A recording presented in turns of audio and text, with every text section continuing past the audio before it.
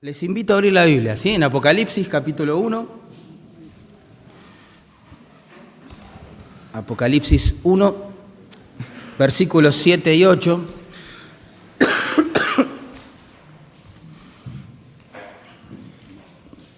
Vamos a quedarnos solamente en esos dos textos.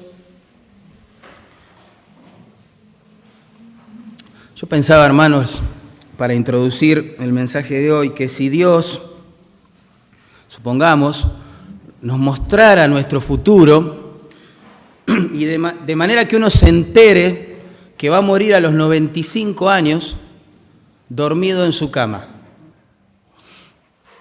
Pregunto, a pesar de las amenazas ambientales que nos rodean, el terrorismo, las noticias policiales, etcétera, etcétera, etcétera, ¿uno no viviría más tranquilo? Y sí, porque ya sabe que a pesar de todas las amenazas que nos rodean y problemas y demás, uno sabe cómo termina la cosa. Yo pregunto, ¿no? Si a través de este libro precioso que Dios nos dejó de Apocalipsis, uno se entera que todo termina allá en gloria, con Cristo como centro y los cristianos ya sin pecado, todos unidos, alabando su nombre. Yo pregunto, ¿no deberíamos vivir más tranquilos? Y esto a pesar de toda, quizás la apostasía que nos rodea, del pecado que nos asedia y de las pruebas que uno enfrenta. Dios ya nos mostró el final de la película para que vivamos más tranquilos. Por eso, a la serie de estos que vamos a dar, de estos 3 primeros capítulos de Apocalipsis, le llamamos Paz en la tormenta. Porque más que ser un compendio escatológico, más que presentar un resumen ordenado de la doctrina de los eventos futuros, Apocalipsis tiene un propósito pastoral. Tiene que ver con consolar a los siervos que sufren, que han sufrido, sufren y sufrirán por la causa de Cristo, y también despertar a los que están dormidos, están distraídos, desenfocados con las luces que prende este mundo. Recuerden que los destinatarios de este libro no vivían muy tranquilos desde un punto de vista humano, porque cuando Juan escribe este libro en el año 95 o 96 después de Cristo, el emperador de turno, que era Domiciano, perseguía cruelmente a la iglesia en varios lugares del imperio, aunque no en todos. A todo esto tenemos que sumarle que el apóstol Juan, quien escribe esta carta, está desterrado en una isla carcelaria llamada Patmos. A esto tenemos que sumarle también el hecho de que todo el resto de los apóstoles, incluyendo al apóstol Pablo, ya habían fallecido, ya estaban con el Señor. Según capítulo 2 y 3, debemos sumar también la triste realidad de que algunos cristianos ya empezaban a morir por causa de su fe. Así que, hermanos, el futuro que ellos veían era amenazante, era oscuro. Pero en medio de esa densa oscuridad en la que estaba la iglesia en aquellos días, Dios les regala este precioso libro, con propósitos, insisto, pastorales en mente.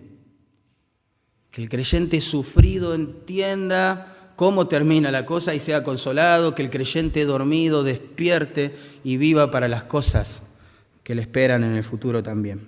Lo que hoy vamos a ver básicamente es que Apocalipsis nos anima a esperar un evento que es glorioso, que está narrado en el versículo 7, a una persona que es gloriosa, que está descripta alguna de sus facetas en el versículo 8, y todo esto para que la iglesia, los creyentes, los que asombrosamente somos perdonados y salvados, demos una respuesta digna del Señor.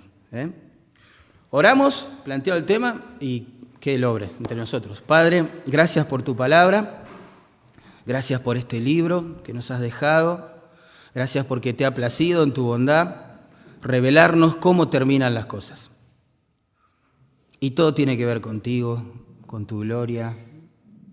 Tú eres digno, Señor, de toda alabanza y honor. Y allí, al final de la historia, vemos un grupo de personas, un pueblo, procedente de toda lengua, pueblo, tribu, nación, adorando tu nombre, ya sin pecado, sin llanto, sin dolor, sin muerte, sin enfermedades, sin injusticia. Así que Dios, ayúdanos a aferrarnos de esa verdad. Danos fe, por favor, para poder vivir de otra manera acá, enfocados en las cosas que un ladrón no puede robar, ni el orín puede corromper, tesoros en los cielos. Te lo pedimos en Cristo Jesús. Amén. Bueno, en primer lugar, hermanos, queridos y hermanas, esperamos un evento glorioso. Vamos a leer capítulo 1, verso 7 de Apocalipsis. Dice así la palabra de Dios. He aquí que viene con las nubes. ¿Quién viene? Versículo 5. Jesucristo, el testigo fiel, el primogénito de los muertos, el soberano de los reyes de la tierra, aquel que nos amó, que nos lavó de nuestros pecados con su sangre. Él viene. Él viene. Él viene con las nubes y todo ojo le verá, y los que le traspasaron y todos los linajes de la tierra harán lamentación por él. Y Juan responde, sí, amén, que así sea pronto, ¿no? Evento glorioso. Verso 8, una persona gloriosa es la que viene. Yo soy el alfa y la omega, principio y fin, dice el Señor, el que es y que era y que ha de venir, el Todopoderoso. Así que esperamos un evento glorioso en primer lugar. Versículo 7. Juan, en pocas palabras, introduce lo que es uno de los temas centrales de todo este libro de Apocalipsis, que es el regreso de Cristo a la tierra, el retorno del Salvador. Alguien haciendo un estudio notó que en toda la Biblia hay unas 500 referencias o un poquito más a la segunda venida de Cristo en gloria. 500, es mucho, es mucho. El punto es que Dios prometió que iba a enviar a su Hijo por segunda vez a esta tierra. Él iba a venir y reinar, ¿verdad? El punto es que Cristo mismo prometió volver. Y a pesar de los burladores que según 2 Pedro 3:4, amparados en la aparente demora de este evento, dicen, ¿dónde está su advenimiento? Él va a venir igual. Él va a venir igual. Así que todos los hermanos premilenialistas, amilenialistas, postmilenialistas o lo que sean, podemos decir en alta voz y contentos que Cristo viene. Cristo viene. Lo dice toda la Escritura. Todo el tiempo. Cristo vuelve a reinar. Es más, es importante que lo digamos. Insisto, más allá de nuestra posición escatológica, es importante que lo digamos, que lo prediquemos, que lo creamos, que lo cantemos, que lo anunciemos. Porque la misma gracia que nos salvó, hermanos, y nos santifica, es la que nos enseña a aguardar la venida de Cristo, esperarla con ansias. Tito, voy a leer, capítulo 2, versículos 11 al 13, dice esto. Dice, porque la gracia de Dios se ha manifestado para salvación, enseñándoos que, renunciando a la impiedad y a los deseos mundanos, vivamos en este siglo sobria, justa y piadosamente, aguardando la esperanza bienaventurada y la manifestación gloriosa de nuestro gran Dios y Salvador, Jesucristo. ¿Ven? La misma gracia que Dios usó para salvarnos y que nos santifica hoy, nos enseña a esperar a Cristo.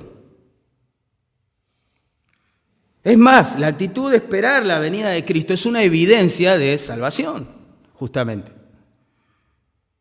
La gente en Macedonia hablaba de los tesalonicenses de esta forma. Dice, ellos cuentan cómo os convertisteis de los ídolos a Dios para servir al Dios vivo y verdadero y esperar de los cielos a su Hijo, al cual resucitó de los muertos. Imagínense los tesalonicenses contándole a todo el mundo que fueron salvados y a la vez adorando ídolos muertos. Eso sería una profesión de fe, no sería fe, ¿no? Pero si esta gente que antes adoraba a ídolos muertos, ahora sirve al Dios vivo y espera que su hijo regrese del cielo, es una evidencia de salvación, claramente. Así que es importante que hablemos de la venida de Cristo, todos los creyentes. Yo pienso que fuimos salvados para ser santificados, pero también para esperar la venida de Cristo y anunciar la venida de Cristo a todo el mundo y como podamos. Porque el punto es que en sí y en realidad y de fondo no es tanto el evento lo que esperamos, sino la persona que le da sentido a ese evento, que es Cristo. Por eso Pablo, encerrado en prisión ya por segunda vez en Roma, sin esperanzas de conservar la vida, sabiendo que le quedaban días nada más de vida, escribe su segunda carta a su discípulo Timoteo. Y en el capítulo 4, verso 8, él le cuenta a Timoteo que solo hallaba consuelo en medio de esa situación, amando la venida de Cristo. Este tema de la segunda venida de Cristo, hermanos, es tan, pero tan importante que aún el mismo Jesús, antes de enfrentar la cruz, antes de morir por nuestros pecados, anunció que iba a venir por segunda vez. En Mateo 24:44 dice así la Biblia: por tanto, estad preparados, porque el Hijo del Hombre vendrá a la hora que no pensáis. Lo anunció antes de ir a la cruz.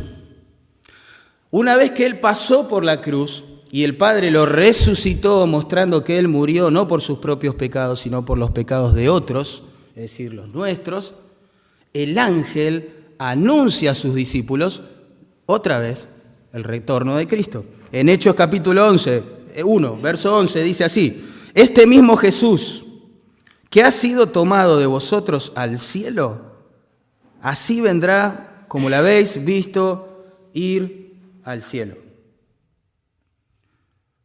Y así podríamos seguir, toda la mañana, mostrando cuán importante es, bíblicamente hablando, la doctrina de la segunda venida de Cristo. Por eso yo lamento que a veces nos perdamos en los debates acerca de las minucias y los detalles que rodean a este evento y nos perdamos de vista el propósito que tiene este evento, por el cual Dios nos ha revelado este evento. Un teólogo, ya que ya está con el Señor, escribió lo siguiente, una buena exhortación para nosotros: ser bíblico implica callar donde la Biblia calla y hablar donde la Biblia habla. Es decir, si Dios en su soberanía decidió revelar no todos los detalles que rodean a estos eventos, nosotros tenemos que aceptar eso, asumirlo y volcarnos al propósito del por cual nos lo ha revelado. Marcos Vidal, el cantante, en una de sus hermosas canciones, él escribió esto.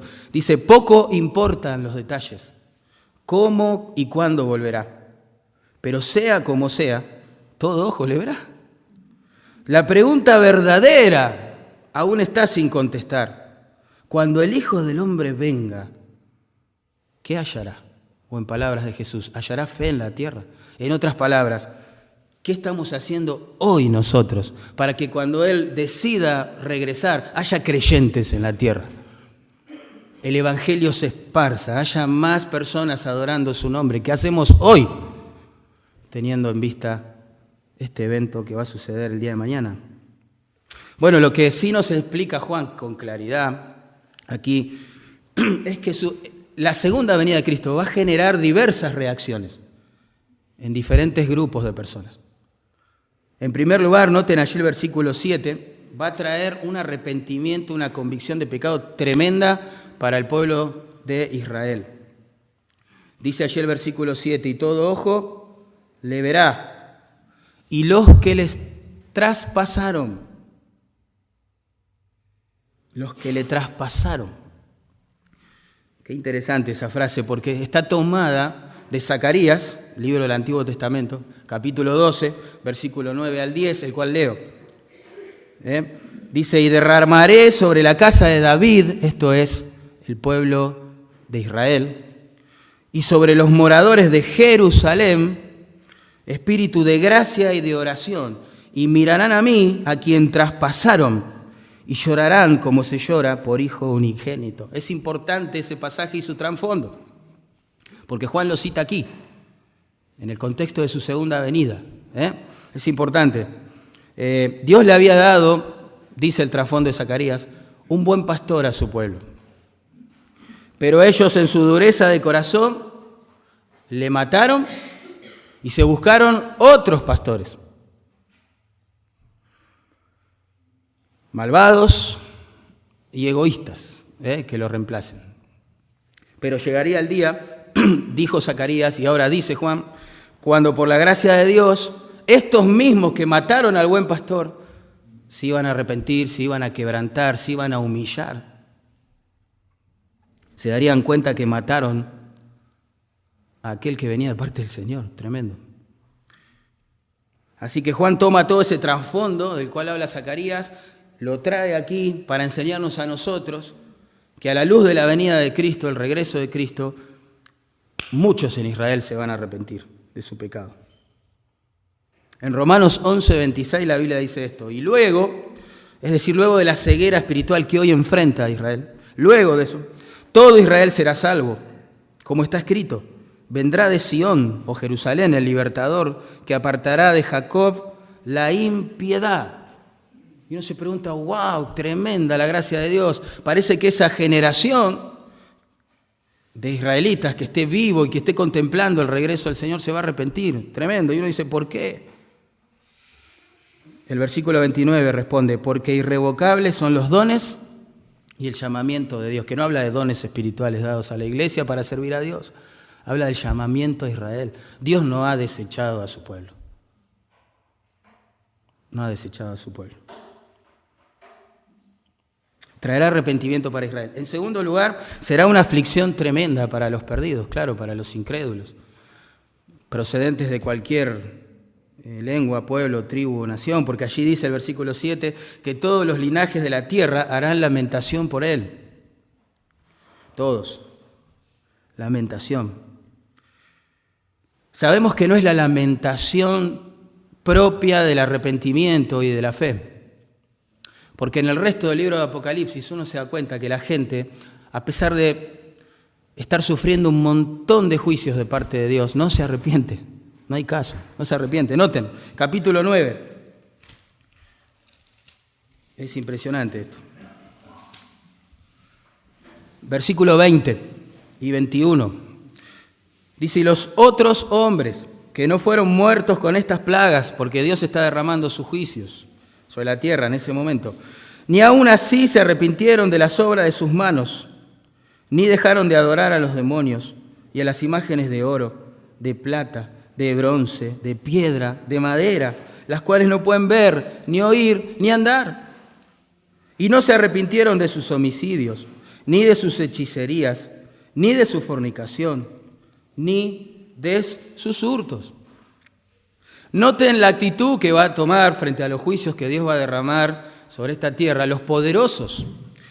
Apocalipsis 6, verso 15, dice, 6:15, y los reyes de la tierra y los grandes, los ricos, los capitanes, los poderosos, todo siervo y todo libre, se escondieron en las cuevas y entre las peñas de los montes y decían a los montes y a las peñas, caed sobre nosotros y escondednos del rostro de aquel que está sentado sobre el trono y de la ira del Cordero. Porque el gran día de su ira ha llegado y ¿quién podrá sostenerse en pie? Ellos van a preferir morir, ser cubiertos, tratar de ser protegidos, a arrepentirse, humillarse y buscar perdón y vida eterna en Cristo, en aquel que ha de venir. Tremendo. Qué dureza de corazón. Y es la dureza que ya comenzamos a ver hoy, por todos lados, ¿no? Y que en realidad siempre existió.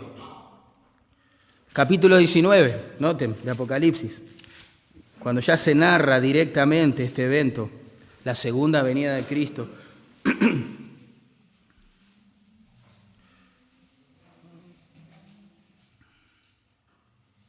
Noten la actitud de la gente al verle llegar. Tremendo esto. ¿Lo tienen? Apocalipsis 19:19. Vi a la bestia, a los reyes de la tierra y a sus ejércitos reunidos para adorar. ¿Dice así? Dice para guerrear contra el que montaba el caballo y contra su ejército, que los versos anteriores nos muestran que es Cristo. No, hermano, estas no son lágrimas de arrepentimiento. No es una lamentación, vamos a decirlo así, que guía a la gente al arrepentimiento. No, son lágrimas quizás de remordimiento. Ya es tarde, ya es tarde. Por eso la Biblia exhorta a todo aquel que escucha el mensaje del Evangelio, a todo aquel que escucha las enseñanzas de las Escrituras, que si hoy oyen la voz del Señor, que no endurezcan sus corazones. Porque cuando en su cronómetro soberano suene la alarma, el Señor volverá a juzgar a los incrédulos. Ya no habrá oportunidad. Tremendo esto. Bueno, así que en su retorno Cristo, por un lado, tratará con esa generación de israelitas que se van a arrepentir, tratará con un montón de gente que lo va a esperar guerreando, con dureza de corazón, los va a juzgar y finalmente va a instaurar su reino y su nombre va a ser honrado por todo el mundo. Todo el mundo, tarde o temprano, va a reconocer que Él es el Señor. El Señor. También vemos allí que su venida será de gran aliento para los creyentes. Miren cómo responde Juan. Versículo 7, ahora volvemos, capítulo 1, versículo 7. Dice así, he aquí, Juan está escribiendo esto, he aquí que viene con las nubes, todo ojo le verá, y los que le traspasaron, y todos los linajes de la tierra harán lamentación por él. Sí, amén, dice Juan.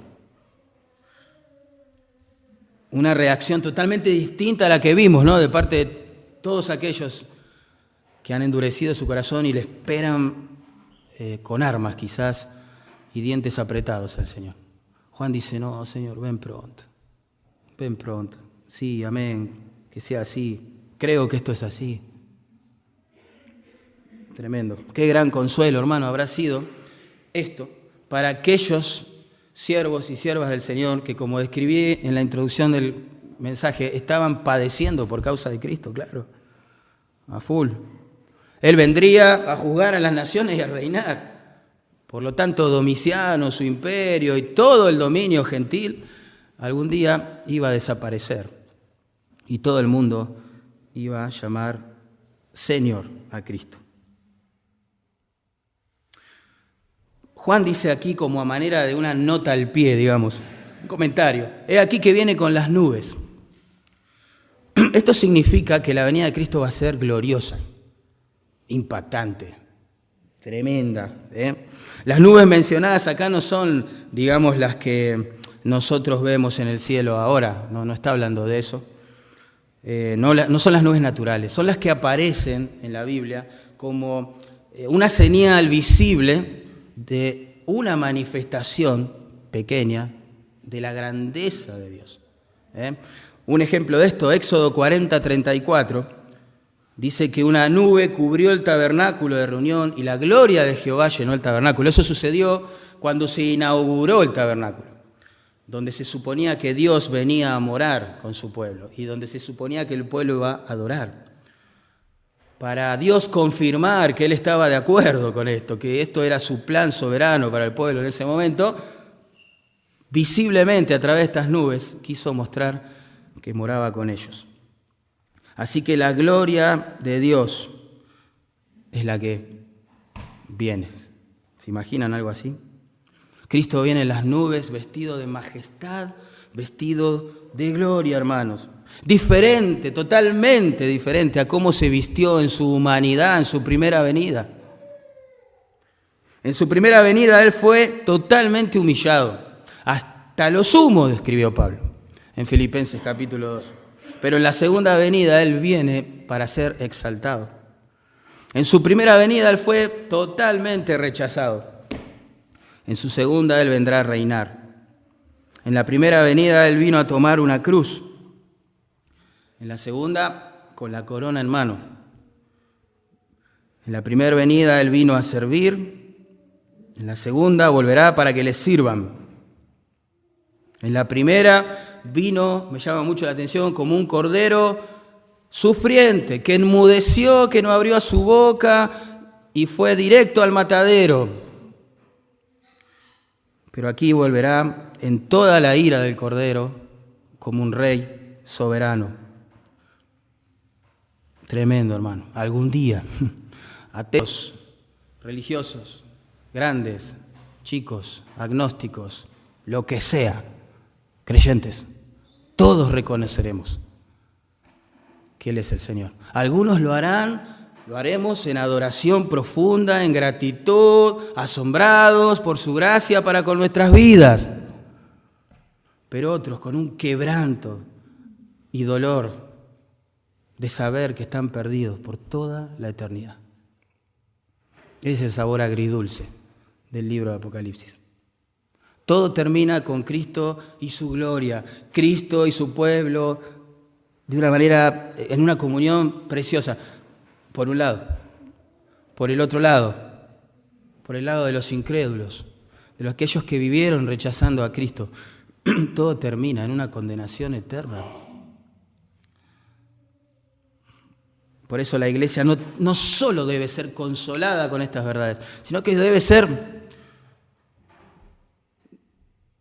consumida por estas verdades. Deberíamos despertarnos a esta realidad, ¿no? Esperamos un evento, sí, claro, va a ser glorioso. Es glorioso el evento porque la persona que viene es gloriosa, como dice el versículo 8 claramente. A ver quién viene. Yo soy el alfa y la omega, principio y fin, dice el Señor. El que es y que era y que ha de venir. El Todopoderoso, como cantamos recién. 4 de sus atributos acá divinos garantizan la certeza del compromiso que Él hizo en su palabra con nosotros de volver, de regresar. El primero está expresado en esta frase: yo soy el alfa y la omega, principio y fin. Generalmente esta expresión lo que comunica es la eternidad del Señor, ¿verdad? Él es el primero, el alfa, la primera letra del alfabeto griego, y Él también es la omega, la última letra de este alfabeto. Pero cuando está tan atado a expresiones como esta que sigue, el que es y que era y que ha de venir, que claramente enfatiza lo mismo, quizás podemos pensar también en algo más que su eternidad. Podamos pensar en su tremenda omnisciencia, ¿no? Que Él conoce todo de principio a fin. Él es el inicio de todas las cosas, Génesis capítulo 1. ¿Sí? Y si es el inicio de todas las cosas es porque existía antes de ese inicio, ¿verdad? Y Él es el final de todas las cosas en el sentido de que todos por la eternidad le adoraremos. El que viene, aunque en su primera venida la gente no lo apreció, no lo estimó, lo subestimó, lo crucificó y lo coronó con espinas, es el eterno, el que siempre existió. Después vemos su soberanía aquí también, noten. Dice, yo soy el alfa y la omega, principio y fin, dice el Señor, dice el Señor. Yo quiero hacer un paréntesis antes, esto es importante para esa iglesia que empezaba a ver como algunos de sus siervos empezaban a morir por predicar el Evangelio o a ser encarcelados, ¿no? Como eran los receptores del libro originales. Esto es importante porque lo que el Señor le está diciendo a su pueblo es, ¿qué te pueden hacer, iglesia amada? ¿Qué es lo más grave que te pueden hacer? A ver, quitarte la vida, quizás matar a tus pastores, a aquellos que predican, eso es lo más grave que pueden hacer. Tranquilo, del otro lado, yo sigo siendo el Señor. Y si uno tiene que morir acá por causa de Cristo, va a ser coronado allá por el mismo Cristo. Y eso le da sentido a la vida, pero también le da sentido a la muerte. ¿Verdad? Su omnisciencia, su eternidad, su soberanía. Su soberanía, ¿dónde vemos su soberanía? Bueno, se presenta como el Señor. Yo soy el alfa y la omega, principio y fin, dice el Señor. Y ustedes saben que la palabra griega que se traduce Señor se usaba para describir, por un lado, la divinidad, era un sinónimo de Adonai, de uno de los nombres de Dios del Antiguo Testamento, en el Nuevo, y por el otro lado, autoridad completa. Un Señor en este sentido era el que tenía autoridad sobre otros. Jesús es el que tiene la mayor autoridad, el más grande, el dueño de todas las cosas. No era el emperador Domiciano el que tenía la mayor autoridad. No era el gobierno, o el Senado, romano. El Señor estaba por encima de ellos, permitiendo la persecución, pero usándola para su gloria. Así que su pueblo descansa no en saber que de última viene un gobierno que es mejor que el anterior y vamos a sentirnos un poco mejor y vamos a prosperar un poco más económicamente. No, descansa en saber que el Señor está por encima de todas las autoridades menores de esta tierra y está controlando todas las cosas, buenas y malas, para que este plan que nos está revelando se llegue a cumplir. En eso confiamos, y en Él dependemos. Todo lo que Jehová quiere, lo hace, dice el Salmo 135, verso 6. Así que descansamos en saber que detrás de la escena, detrás de los bastidores, detrás de lo que podemos ver y percibir nosotros hoy, que sucede en nuestro mundo y que tanto a veces nos aflige y nos entristece, está el Señor encaminando todas las cosas hacia su voluntad. El que viene también se presenta así, como el que es y que era y que ha de venir. No es un Dios nuevo el que viene. Esto no es un invento del Nuevo Testamento. Dios prometió volver y reinar. Y esa es la persona que esperamos, el que siempre ha existido, el que ha trazado de eternidad a eternidad este propósito, este proyecto, y lo está cumpliendo. Aquel que viene, podemos decirlo así, no tiene ni fecha de cumpleaños, ni certificado de defunción. Él siempre ha existido y Él siempre existirá. Qué lindo esto. Él ha sido el mismo Dios, que ha consolado, a Abraham en sus penurias, digamos, allí en el oriente, ¿no? Tremendo, Él es el mismo Dios, el Dios de Abraham. Es el mismo Dios que supo estar con Jonás, su profeta enojado, en el vientre del gran pez, escuchando su oración, tremendo, y restaurando su vida. Es el mismo Dios que se ha metido en la cárcel con Pablo y lo ha sostenido y le ha dado paz y sabiduría para desde allí escribir varias de sus cartas que nosotros tenemos hoy.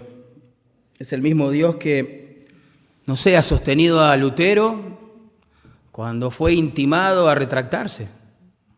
Es el mismo Dios que sostenía a Spurgeon en sus depresiones constantes y le infundía su poder y su gracia para que él sea un instrumento, como lo fue, a través de la predicación por todo el mundo.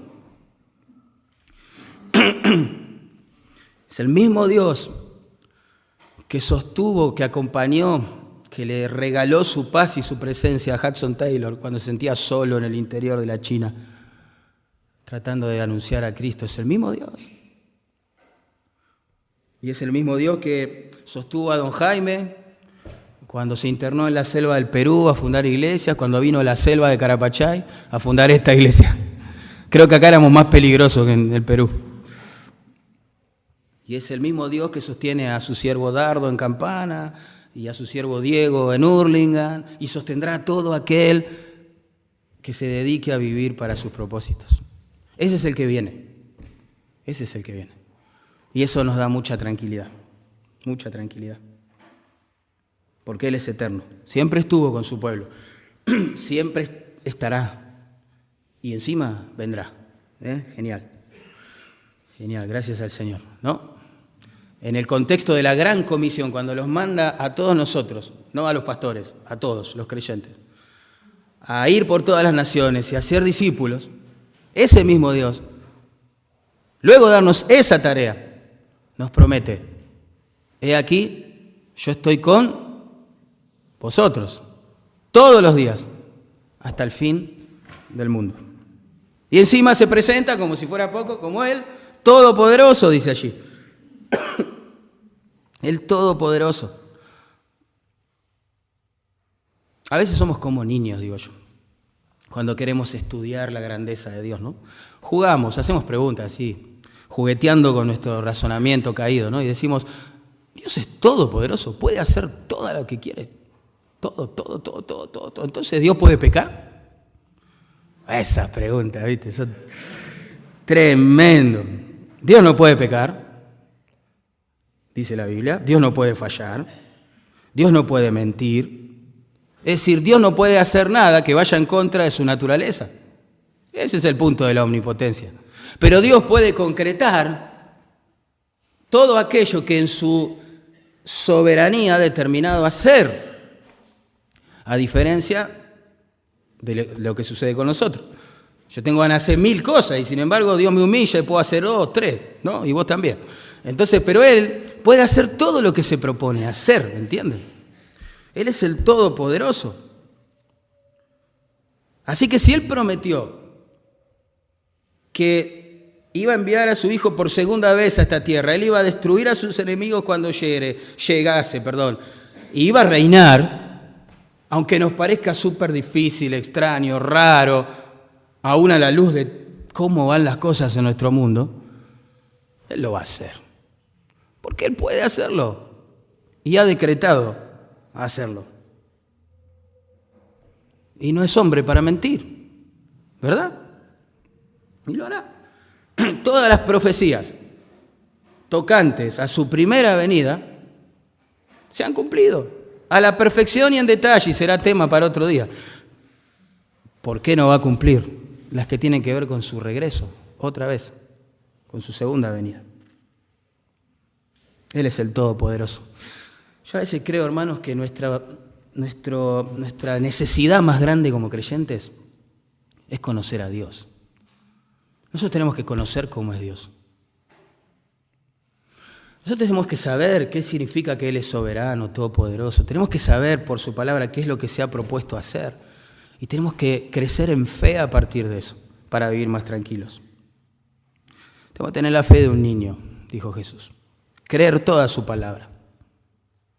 Esto me hace acordar a nuestra querida y hermanita Débora Aspres. Me acuerdo cuando tiempo atrás ella tenía que ser operada de la córnea. ¿Recuerdan que todos estuvimos orando por ella? El punto es que por su problema de salud no podían darle una anestesia general. Así que por 45 minutos casi, ella iba a ver con sus propios ojos cómo hurgueteaban ahí. Ay, dentro de sus ojos. La doctora, le dejó la decisión a ella. Dijo, mira, esto es así, te tenés que operar. Si no te operás, te vas a quedar ciega. Operate, pero vas a ver que por mucho tiempo vamos a estar trabajando dentro de tu ojo. Quizás te vas a impresionar, te vas a desmayar, no sé.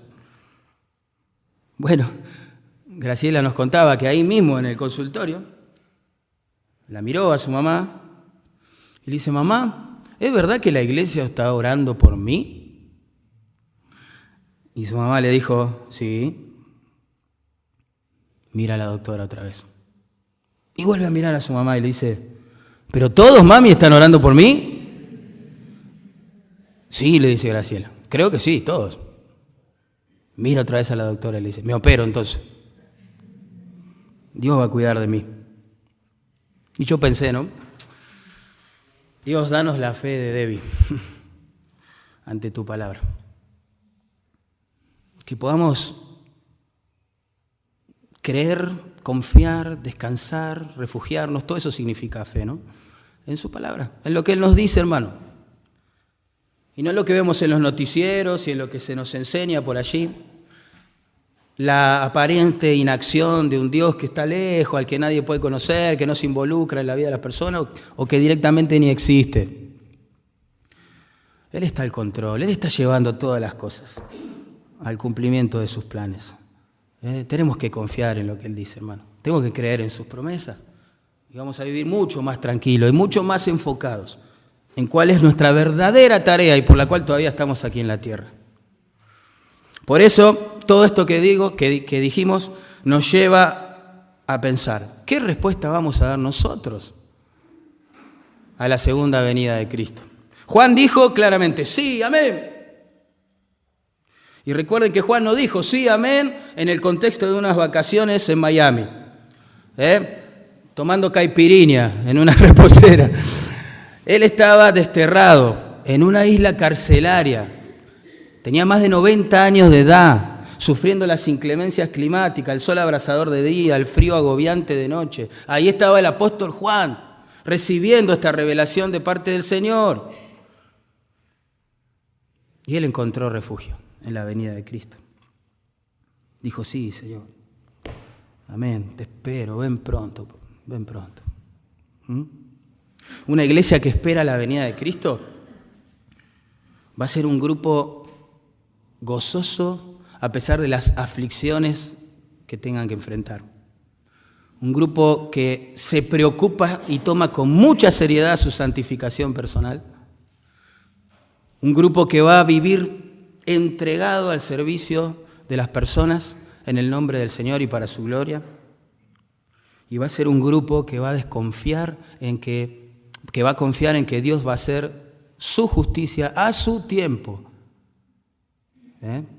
Todo eso y mucho más, la doctrina de la segunda venida de Cristo ha impactado en todas estas áreas a la iglesia por muchísimos años. Por ejemplo, pensemos, en primer lugar, la venida de Cristo nos motiva a servir a las personas. Esto es lo que dice Pablo en la carta de Tesalonicenses, primera Tesalonicenses, capítulo 2, versos 19 y 20. Yo se los voy a leer. Dice así, ¿cuál es nuestra esperanza o gozo o corona de que me gloríe? ¿No lo sois vosotros delante de nuestro Señor Jesucristo en su venida? ¿Ves? La venida de Cristo en el día de mañana le da sentido y poder al ministerio que hacemos para Cristo en el día de hoy. Eso es lo que está diciendo Pablo. Pablo anticipaba con gozo, con deleite, en victoria, con mucho ánimo su encuentro personal con el Señor. ¿Pero por qué? Porque vivía sirviendo a las personas en su nombre. ¿Entienden? Él vivía sirviendo a las personas en su nombre. Esperar la venida de Cristo no es como esperar el colectivo, donde uno está quieto, esperando así, ¿no? Que pase el tiempo hasta que llegue el colectivo. La Biblia nos anima a esperar a Cristo sirviendo a full a las personas en su nombre. A full. El que dice que realmente ama su venida va a vivir como vivió el apóstol Pablo. Si no, no amamos su venida. Lo que amamos es el alivio a todos los líos que tenemos que enfrentar aquí a diario. Lo que amamos es un refrigerio, no sé. Pero no estamos amando su venida. Porque si amáramos a aquel que viene, lo estaríamos dando a conocer por todos lados. Y en su nombre serviríamos a los hermanos, como hacía Pablo.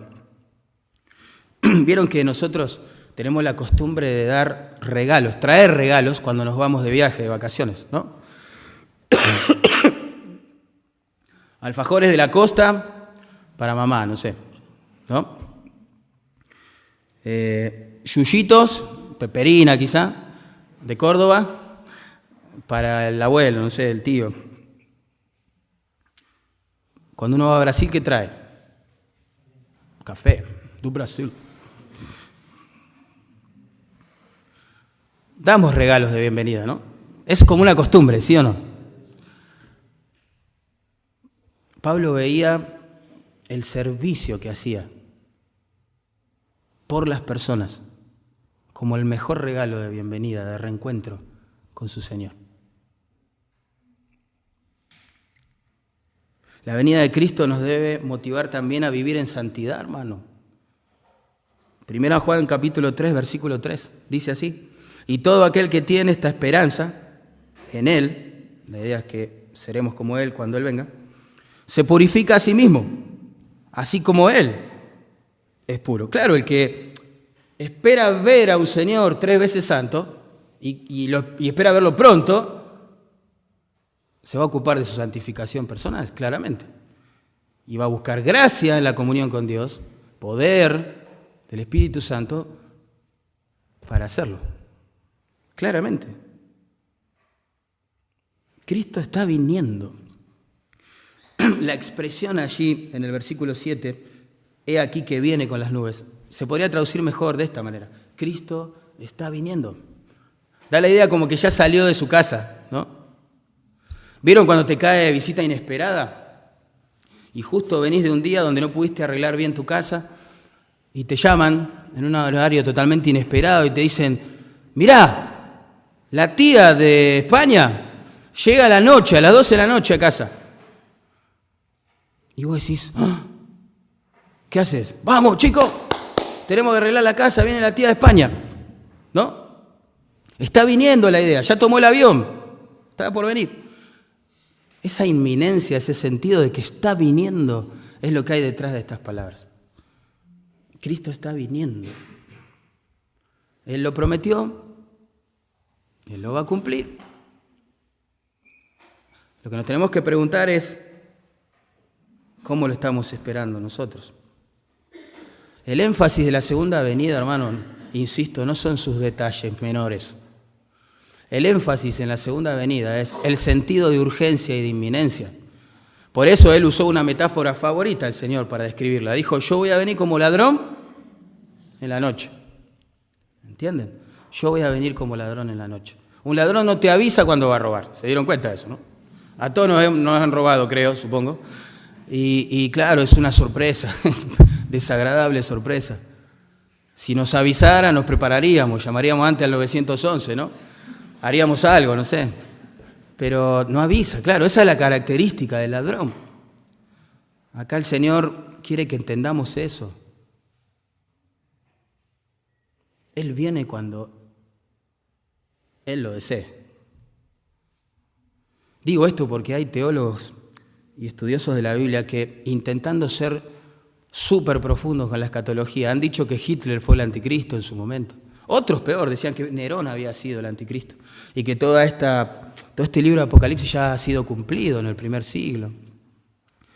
Y otros se encuentran en quizás lo que dijo un político, ¿sí?, la llave para decir: en tal fecha viene Cristo.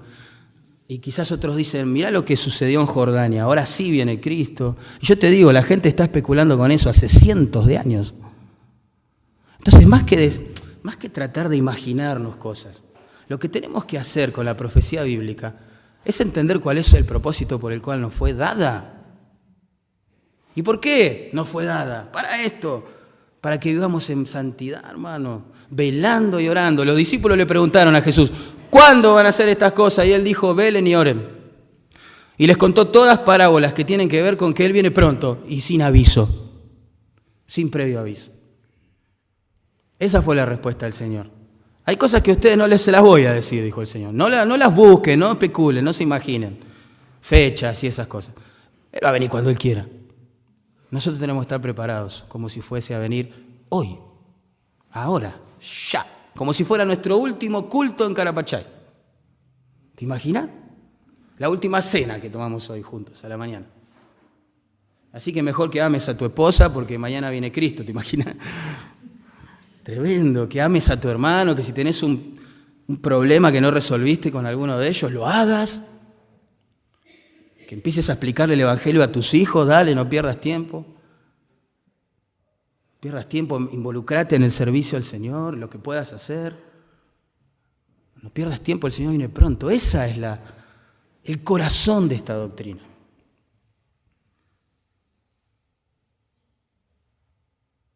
Tremendo. La venida de Cristo es un consuelo también, para los que hemos perdido seres queridos en el Señor. Primera Tesalonicenses 4:13 al 18 dice eso claramente. Luego de exponer Pablo el orden de eventos, ¿no?, que rodean a su segunda venida, él escribió estas palabras: alentaos los unos a los otros con estas palabras. Insisto con esto, El propósito aún de 1 Tesalonicenses 4:13 al 18, pasaje que amamos tanto, no es el de ser un compendio escatológico con el cual la iglesia después debata y se pelee entre sí. El propósito es pastoral, consolar a aquellos hermanos que perdían a sus seres queridos y los falsos maestros le habían dicho que la resurrección ya pasó y que no había esperanza para ellos, y Pablo le dice, no es así, y le explica cómo va a ser, y después les dice, alentaos unos a otros con esas palabras. Cuando uno pierde un ser querido en el Señor, muy amado, ¿necesita el consuelo de la palabra? No de fábulas y fantasías o de ideas imaginarias de falsos maestros. Necesita el consuelo de la palabra. Tampoco necesita que los teólogos profundos de la escatología lo confundan aún más. Y digan, no, pero la resurrección va a suceder en tal fecha, en tal momento. Ya sucede. No, que no necesita eso la gente. El otro día me crucé con una hermana que me decía, al final yo ya ni sé si Cristo viene o no viene, me decía. Tremendo. Somos como niños. Tomamos cosas que son valiosas, las usamos de juguete y las rompemos. ¿Vieron que los niños hacen eso? Ustedes saben eso, ¿no? Nosotros hacemos lo mismo con la teología preciosa, la revelación de Dios. Es tan valiosa la doctrina de la segunda venida de Cristo. Él nos la entregó en un paquetito tan lindo. Y dijo, consuelen a la gente que pierde a otros con esto. Háganlo. Y por último, la venida de Cristo nos anima a cambiar ese deseo de venganza que a veces uno tiene por la confianza en su justicia. ¿Saben? Una de las preciosas doctrinas de la Biblia, duras pero necesarias, es la del juicio final. Todo hombre y mujer va a tener que comparecer ante Él. Si está revestido de la justicia de Cristo, compartirá la gloria con el Padre. Si está vestido de su propia justicia, de sus propias ideas, de su propia filosofía, de su propia religión, será condenado eternamente. El punto es que Dios va a hacer justicia. Y eso tiene una aplicación futura en el contexto de la segunda venida, como veíamos, pero también en el presente. Y Pablo habló de eso. Romanos capítulo 12, versículos 19 y 20 dice, no os venguéis a vosotros mismos, amados míos, sino dejad lugar a la ira de Dios. Porque escrito está, mía es la venganza, yo pagaré, dice el Señor. El cristiano lo que tiene que hacer, y aún estos hermanos a los cuales fue dirigida la carta de Apocalipsis, recuerden que sufrían un montón de cosas por vivir a Cristo en un imperio que ni se quería escuchar su nombre, o en sectores de este imperio donde no querían ni escuchar su nombre. ¿Qué importancia habrá tenido esto? Tremendo, porque yo creo que los hermanos y hermanas del primer siglo habrán tenido muchas veces la tentación de agarrar y hacer justicia por mano propia, hermano. Por la sangre de ellos corría venas, por la vena de ella corría sangre, ahí está, también, ¿no? Lo mismo que por las nuestras. Y uno a veces se indigna, ¿no? Se indigna con estas cosas. Los jóvenes mayores, por si no lo sabían, tienen un grupo de WhatsApp. Y un hermano nuestro, todas las mañanas, bien tempranito, sube un informe de diferentes sectores de este planeta donde la iglesia de Cristo es perseguida hoy, para que oremos. Genial. Yo, que si soy usted, me acerco a Jorge o a Sergio, a alguno de los líderes, y le diría, che, yo quiero recibir ese informe, yo quiero orar por la iglesia perseguida. Bueno, lo hacen, es muy lindo, yo lo leo. La verdad que a veces uno lee ese informe y le agarra como un sentido acá de justiciero, ¿no? quiere hacer justicia por mano propia, dice, y es más, entra en conflicto en su corazón. Dice, Dios, ¿cómo puede ser? Tu pueblo, mis hermanos, mis hermanas, tus hijos, tus ovejas, la niña de tus ojos, Dios, mira cómo la están tratando, con fines injustos, motivados por la codicia. Tremendo, tremendo. Y uno dice, Dios, ¿qué hacemos con todo esto? Bueno, lo que dice Pablo, no os vengáis a vosotros mismos, amados míos. Dejad lugar a la ira de Dios. Porque Él dijo, mía es la venganza. Yo pagaré, dijo el Señor. Yo lo haré. Uno tiene la tentación de agarrar las armas, de hacer justicia con mano propia cuando no confía en la justicia, justamente. El caso no se resuelve. El que cometió el delito anda por la calle, Pancho por su casa y las víctimas llorando. Claro, eso te da un sentido tremendo de injusticia. Pero el Señor nos está diciendo, tranquilo, yo no cajoneo expedientes. Va a llegar un momento donde todas las causas, todas, van a ser juzgadas. Aún la de aquellos que en su dureza y obstinación maltrataron a mi esposa, va a decir el Señor. La iglesia de Cristo. Así que, hermanos, ya, resumiendo, se nos fue el tiempo. Yo quiero dejar esta pregunta planteada en el corazón. ¿Para qué estudiamos la doctrina de la segunda venida de Cristo?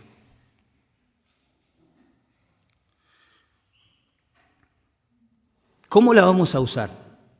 ¿Qué vamos a hacer con ella?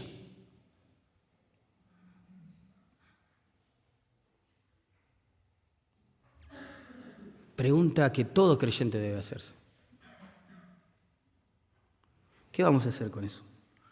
¿Vamos a servir mejor a las personas con un sentido de mayor urgencia, sabiendo que Él viene pronto? ¿O nos vamos a refugiar detrás de los libros de escatología, a debatir y pelear? ¿Vamos a de verdad preocuparnos por nuestra santificación personal, progresiva, sabiendo que el que viene es santo y viene pronto? ¿O seguiremos en nuestro egoísmo y en nuestra pretendida búsqueda de fama, de intelectual, debatiendo los detalles? ¿Qué haremos ante la luz de la venida de Cristo? ¿Consolaremos a los hermanos que han perdido seres queridos en el Señor? ¿O los confundiremos con todas las posiciones que hay? ¿Qué vamos a hacer? Tenemos que preguntarnos eso.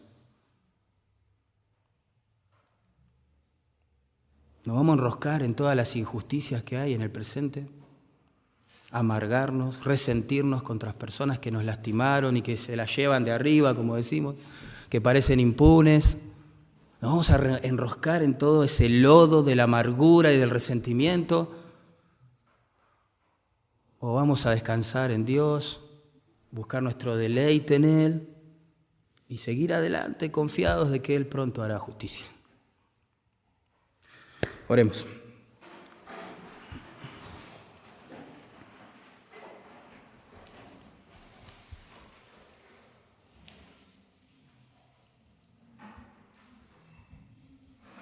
Si Cristo viniera hoy, hermano, hermana, ¿cómo nos encontraría? Esa es la pregunta clave, ¿no? Spurgeon siempre le decía a su auditorio, tendríamos que irnos a dormir cada noche, pensando que quizás la mañana siguiente no nos despierte el despertador, sino la trompeta del arcángel, anunciando que el Señor ha venido. Examinemos nuestro corazón, ¿no? Hermanos y hermanas, ¿cómo estamos viviendo a la luz de la venida de Cristo?